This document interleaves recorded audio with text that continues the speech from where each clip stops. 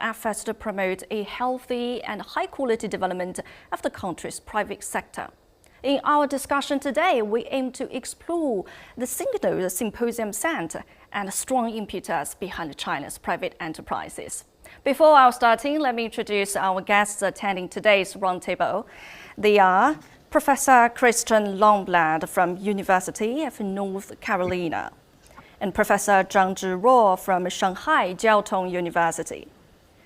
He Ting, CEO of Immuniform Technology Cooperation, and Yang Xin, CEO of Bonnet Asset Management. Thank you so much. So I start with you, Professor Longblad. What signal does the symposium send in your perspective? What we get is a strong affirmation of the private sector's cornerstone role in China's future economic trajectory. I think this reflects a commitment to ensuring that private enterprise kind of plays a vital role in innovation, employment, global competitiveness. I think it also has the potential to align well with the high quality economic development goals that have been articulated by the leadership. The long-term vision in areas not only in technology, but advanced manufacturing, services, elsewhere.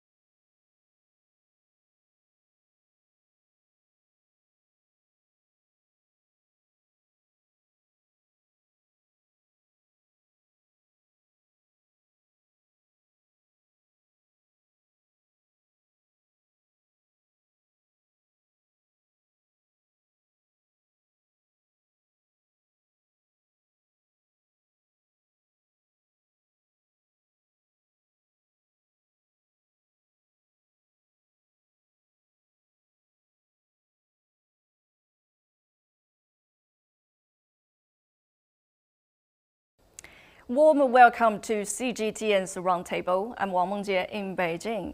On Monday, Chinese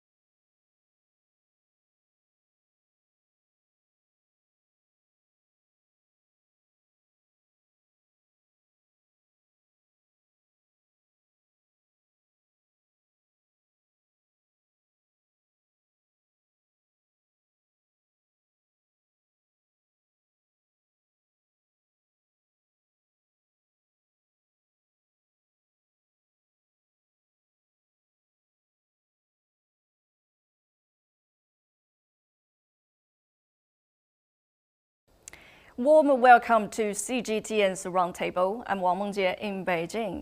On Monday, Chinese President Xi Jinping attended a symposium on private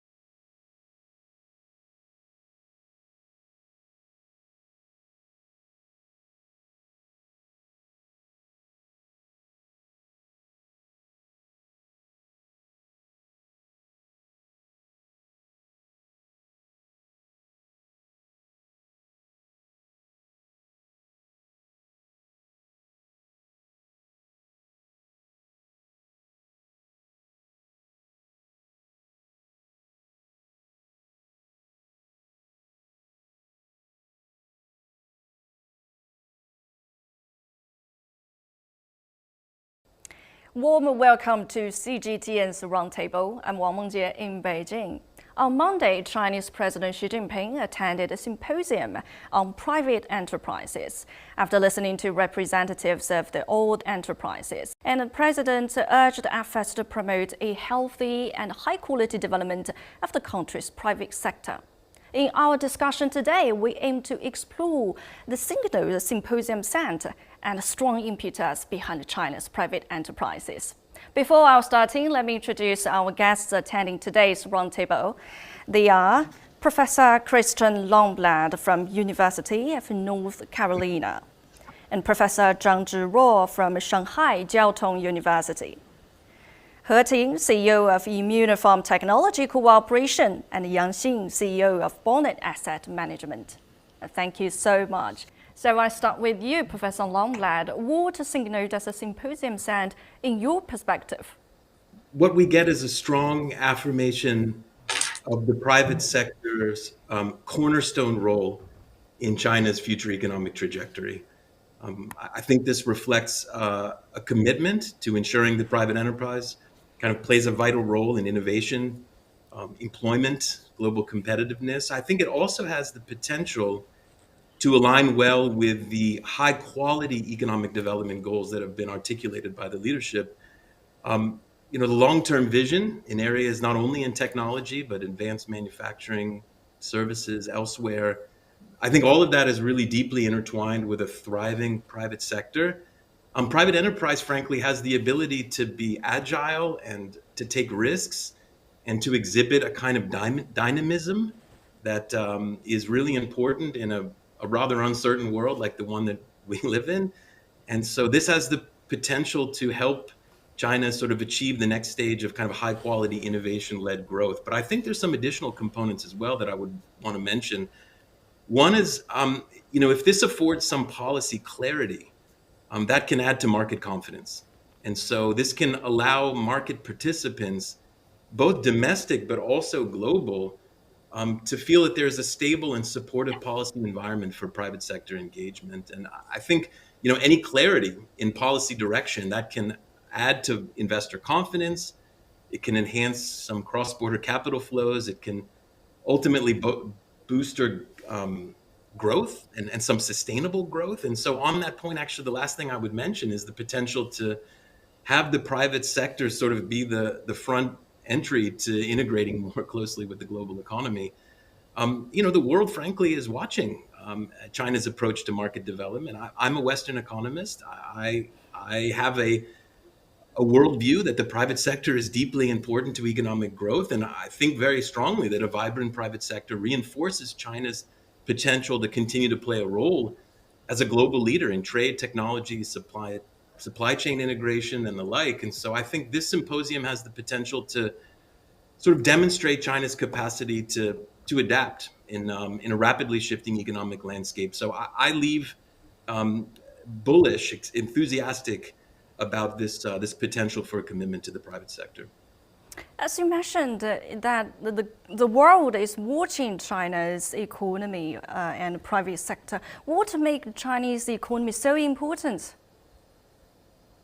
Well, China is the second largest or perhaps largest economy in the world, depending upon how you measure it, and clearly plays an incredibly important role, both economically and increasingly, politically. And so I think, however, it's incredibly important that China has the capacity and the potential and the roadmap to achieve, I think, its opportunities and its potential. And so, what's critical there? What's a linchpin, in my opinion, is a vibrant and dynamic and well-supported private sector to move along with the state role that obviously is present in China. And so, I think not only does it matter for China's realizing its potential, it also matters for the globe as well to continue to have an interesting engine for economic growth.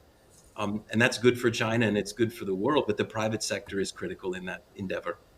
Of course, indeed. So back to you, Professor Zhang. How do you think what signal does the symposium send? In fact, this adjustment period in China also coincides with the global economic downturn. Now, the global international relations are very, very unfriendly compared to the previous decades. I think all of us, all of the people in the world can feel that this unfriendly international environment was the root cause of the overcapacity of the private enterprise, which is the actual reason of the current private economic downturn. But many of the private enterprise have the illusion that this slowdown is due to the government's favor towards state-owned enterprise, or some even think that the government may not develop the private sector next. In 2018, the private enterprise also faced some trouble. At that time, President Xi Jinping held a symposium for them, which gave them confidence and brought them a great improvement. Then I think the symposium of this time also similarly released such a signal. Is to let private enterprise completely rest assured that the government in the next developments of policies will reduce the burden of them, will protect the benefits of them, and will promote the innovation of them. Therefore, I think this symposium released the signal is to let the private enterprise should no worries, roll up sleeves to work harder. 撸起袖子加油干。Thank you. Okay, thank you. So at the symposium, we find that a certain number of representatives from industries related to technology and innovation. So, Mr. He, how important is it to private enterprises, and take your company as example, how does it promote technological innovation at your company? Thank you. My dream is to pioneer groundbreaking cell and gene therapies that cure humanity's most devastating diseases. For me, science and innovation are not just priorities, they are the very oxygen that sustains our work. When I founded Immunopharm a decade ago, China's cell and gene therapy landscape was still in its infancy. It was the government's visionary policies, from innovation incentives to medical reform, that catalyzed this industry's explosive growth. Seeing this historic opportunity, our team conquered technical barriers through relentless R&D. We've built innovative platforms for gene vector, T-cell engineering, and GMP manufacturing. Our CAR T-cell therapy is now demonstrating unprecedented clinical efficacy against aggressive cancers. For example, we achieved more than 70% of objective response rate in late-stage lymphoma and more than 50% objective response rate in metastatic colon cancer. And we are continually rewriting treatment benchmarks in other ongoing trials as well. Our story mirrors thousands of Chinese tech entrepreneurs in the private sector. Innovators transforming policy momentum into tangible medical breakthroughs. Monday's symposium is not only recognition of past perseverance, it is also a signal to double down on our quest to invest in tech and innovation. When scientific ambition meets national support, more and more lethal diseases could become curable. Thank you. So, Mr. He, you and your company is a working definition of the private sector in China, do you? Okay, thank you so much. And President Xi has reiterated China's commitment to boosting the private sector through concrete efforts to implement supportive measures and policies. So, as a private entrepreneur yourself, Mr. Yang, what supportive measures your company have received so far, and how do you think these private enterprises could grasp these policies and opportunities well? Thank you. First of all, we received the tax cut over the last 3 years, and the measure was pretty big. I think it's over 10% of the income. So we were able to invest a lot of money in the talent development. And for a company, I think the surplus in cash is very important to sustain. So the policy of tax cut really gave us a big room to grow the talent we have and to grow the potential talent. And that is very important for the changing area, changing time. Channel is really important. Also, the loan rate was within 3% with annual payment. So the robust channel that we can apply now from the bank, that is clearly we can see a change. I think for my company, we how we understand the policy well is we should stand on the bigger picture of how our nation is growing, our economy is growing at such a big scale, so that we can leverage all the policy to create to develop our service to the needs of the market. Do you see any challenges or difficulties when you're implementing the policies or measures based on your own experience? Yeah, at the first, I think there are some misunderstanding or some, I wouldn't say misunderstanding, but the understanding channel or the angle is different from company and the policymakers. So the communication is so important that we finally line ourselves up with the supervisions so that we could apply the policy very well quickly. And it was very efficient recently. We could feel that the communication with the government is better. Right, so thank you. And do you agree with that, Professor Lamblad?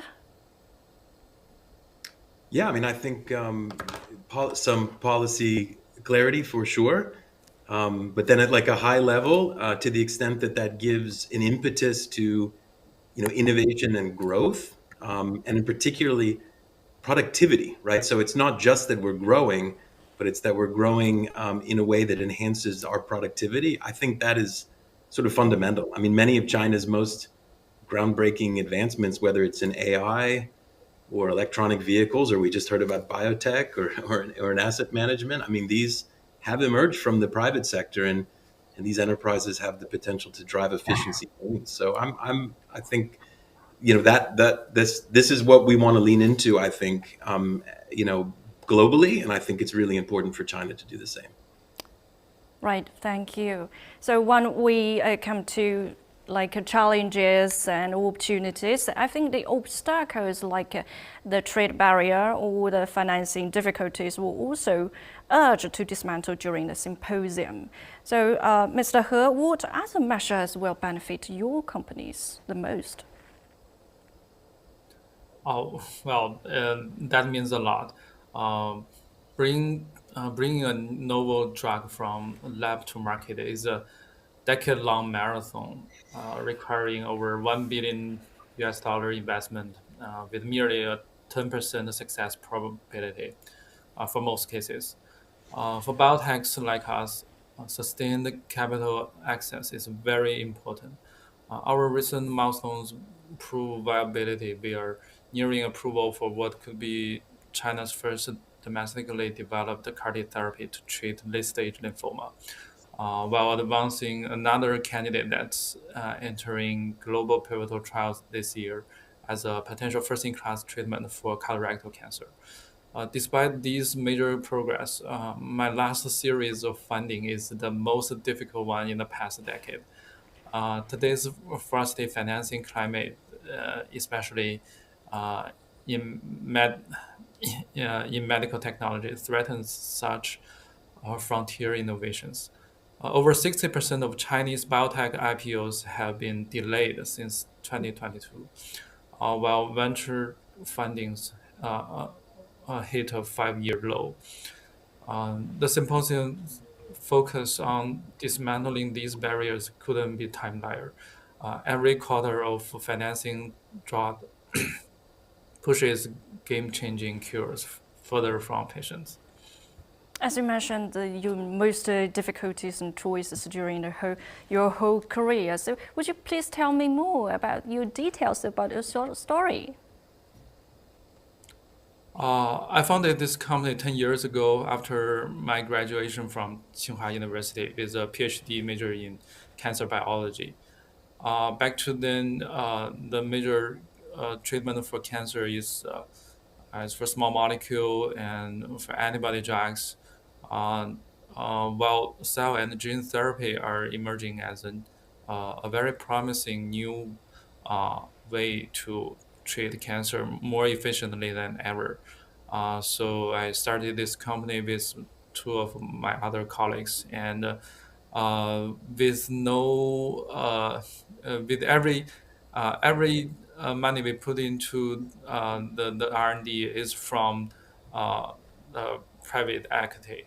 We raised more than 10 series of financing during these years to support us to develop all these new technology platform from design to manufacture of this CAR T product to treat cancer. Uh, we are while we are developing this cutting edge technology, we in every day our cash flow is very important for us because we know we are going to invest for a long time and a lot of money, but we can only create our income after our first successful product launched into the market. That takes um, yeah, that takes 10 that takes 10 years for us. Thank you, Mr. He. So, Mr. Yang, what other measures will benefit your enterprises the most in your perspective? I think the trade barrier solving is one of the things we're focusing on because we will benefit from the globalization. And because I'm working in the capital markets, the capital inflow and outflow is very essential. And we invest a lot of opportunities like M&A. So the trade barrier really is a big problem we see that stops the inflow and outflow. The communication is not only stopped in the business wise, but also the capital wise. We see the foreign investment in Beijing and Shanghai was dropping dramatically over the last 2 years. So if there is a talk and there is progress in smoothing the trade barrier activity, that will dramatically increase our opportunity in our business. Professor Longblad, do you see any, how do you see China's government supportive measures?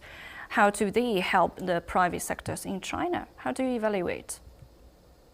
Yeah, I mean, I think you've heard a couple of ones right now. Maybe the most central is, the access to capital and making sure that ideas can then find the resources needed to come to realization, and that's like central.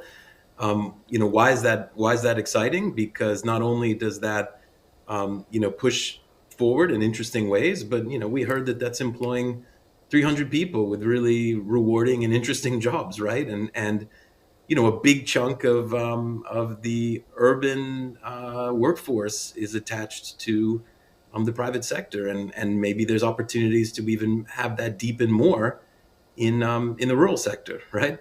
And so I think that's exciting. What else? A light regulatory touch, an ability to have kind of an even playing field with other competitors, and then the extent to which continued progress can be made on all the things that we heard are pretty good examples of the machinery that needs to be in place to move the private sector forward, to have the freedom and the confidence to make the investments that I think can fundamentally move the nation forward in terms of economic development.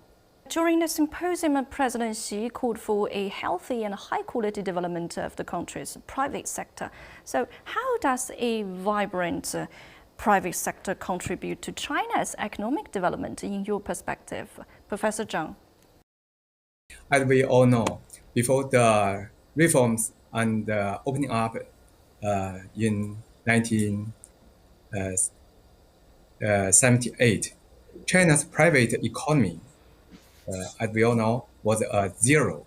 However, along with the development of the reforms and the opening up, the private economy experienced rapid growth. This development has gained the consistent support of the China's top leaders from Deng Xiaoping to Xi Jinping over the past 40 years. The government has issued various policies to safeguard the private economy, and there are even clauses in constitution to protect them. And now the law on the promotion of the private economy is just under introduction. The private economy has been growing stronger and has never weakened. Currently, over 6% of China's GDP, over 70% of innovation, over 80% of employment, and over 95% of the number of enterprise are from private sector. This indicates that more than half of the key indicators of the national economy are based on the private sector. State-owned enterprise in China have their advantage, and the private enterprise have their strengths. Private enterprise have the character of quick startup, strong innovation ability, and a high capacity for employment absorption. Among China's new four great inventions, except the high-speed rail, the other three products, the online shopping, sharing bag, and mobile payment were all innovated by the private enterprise. Okay, thank you, Professor Zhang. I think there were two key words in your speech, like law protection and strong innovation, in speaking about the vibrant private sector. So how do you think about this question, Professor Lambland? Yeah, I mean, I think it's quite central, frankly, and you heard already about the incredibly sizable role that the private sector plays in the Chinese economy. But it's not only its size. I think that's quite important, but it's also its potential to drive innovation, to drive productivity, as I said before. I mean, from 78 up until the present, the increasing role for the private sector has allowed China to transform in such a fundamental way. But the next step, not from low income to middle income, but from middle income to high income, the next step is about productivity. I mean, that's it. And these enterprises have the potential to really drive that in some incredibly fundamental ways. And so I'm very excited about that. And I also think it is incredibly important. And so leaning into the private sector's capacity to help China realize that component of its opportunity set, I think, is incredibly important. Right, thank you indeed. So how do you guys evaluate the prospect of China's private sector, and what kind of new opportunities lay ahead? Mr. He?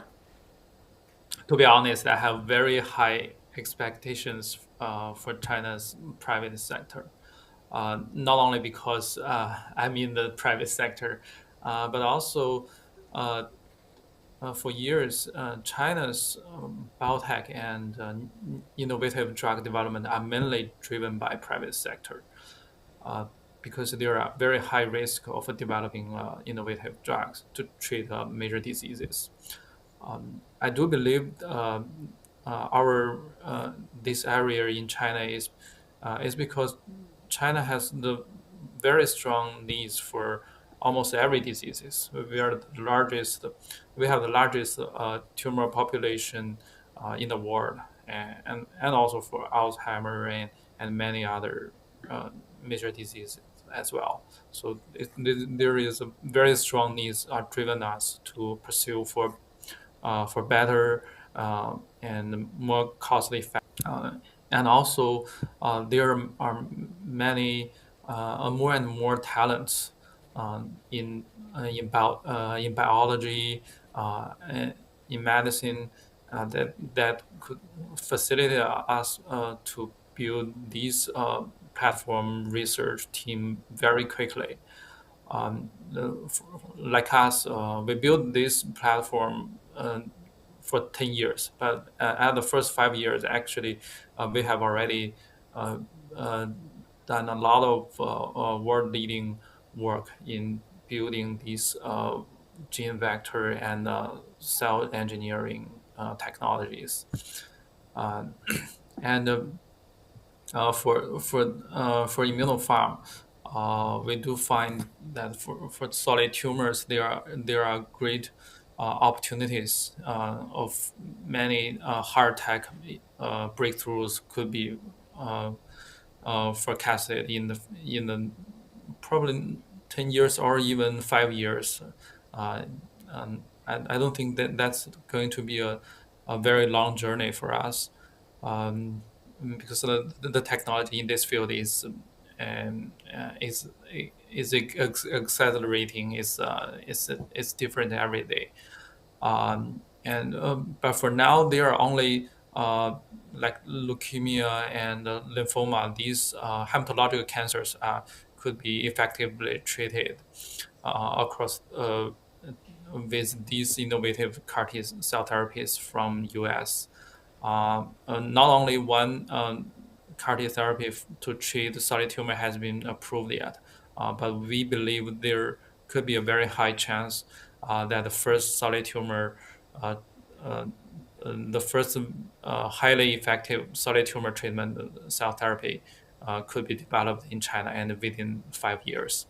And also, last year we found autoimmune diseases could also be could be cured, not only treated, be cured by some kind of new technology from CAR T.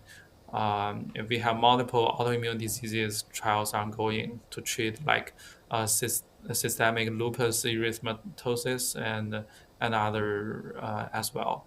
I think these are the future of us and the future for many other biotech in private sector in China. And I think that is going to be continuously developing. Of course, indeed. As you mentioned, you have a strong confidence towards China's economic development in the coming future. So, where does this confidence come from? The first of all is the needs, probably one of the most strong medical needs in the world. We have such strong population and more and more elder people as well. The second of all is we have already built a very solid uh, um, basic infrastructures for medical and biology. We have these talents and a lot of policy incentives are made uh, um, to facilitate all this research and development. It's not for the past 2 years. I don't think it's very easy because of the financing and many other aspects. But in the long run, I do believe from these because we have these needs and talents and infrastructure. And I think in the long run we do have a better opportunity. Um, but it is still very challenging. Right, needs and infrastructure. Thank you so much, Mr. He. So, Mr. Yang, how do you evaluate the prospect of China's private sector? The private sector has been contributing for jobs and the manufacturing innovation for a very long time. I think it is a very important part of economic development, according to various research and the policy analysis. Like we can hear the news every couple of years that some private company uh, develop a certain technology that outruns the national labs. I think that is might not be a common case, but that illustrates the private sector can develop the innovation that surprises the science world.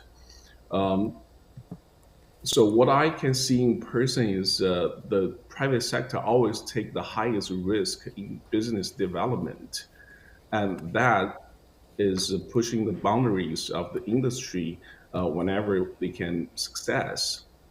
So when they success, they push the boundaries and provide the better goods, better service and product to the market, and they make the fortune. And then they are more willingly to invest the fortune they made in high risk business development. So I think that is a really good circle that pushes our economic development.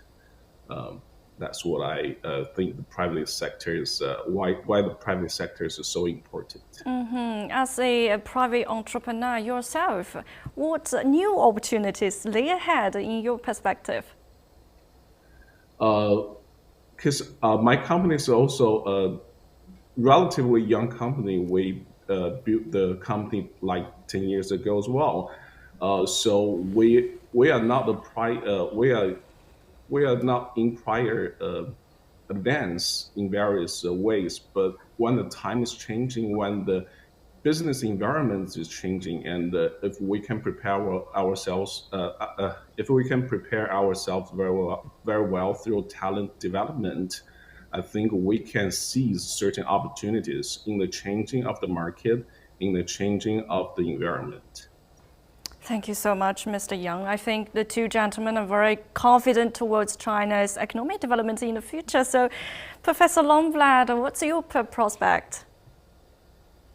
Yeah, I mean, I think the obvious places for the private sector to thrive, clearly technology. I mean, that's obvious, right? So whether that's artificial intelligence or biotech or digital commerce, fintech, I mean, a whole host of things. I think there's a tremendous amount of potential there, and so in some way, letting the private sector have the freedom and the support and the resources to thrive in that setting is incredibly important. But I guess I would also maybe make one additional point, and we heard it a little bit in one of the earlier comments, which is the private sector has the capacity to solve some big problems too, right? Like we've got some big problems, whether it's healthcare and immuno issues and other things that are there, or environmental challenges and the capacity to really harness the private sector to do some things in the green space. I mean, that's not a China problem, that's not a US problem, that's a global problem, and the private sector has its role to play there. So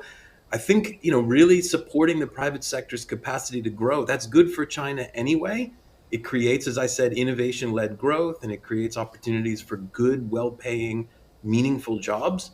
But in addition to that, it's not an either or. There's also the capacity to tackle some of our biggest problems, and I'm enthusiastic about the private sector's capacity to do exactly that. Yeah, I've learned from the two gentlemen's experiences as a private entrepreneur in China. I think it's kind of like experience we can learn. Do you think China's experience could also be borrowed by the world? Yeah, sure. I mean, so I think China is ahead of much of the emerging world in terms of driving growth and accelerating at a pace that is almost like unprecedented in human history. I mean, that sort of 1978 up until the present trajectory that we heard about earlier is really quite stunning. But China is now navigating the next step, and the capacity to move into really innovation-led growth. And as China navigates that, other emerging economies that are behind can learn some important lessons about how exactly not to get stuck. I think that's an important thing that China can perhaps lead as an exemplar. Right, thank you. So, Professor Zhang, what's your prospect?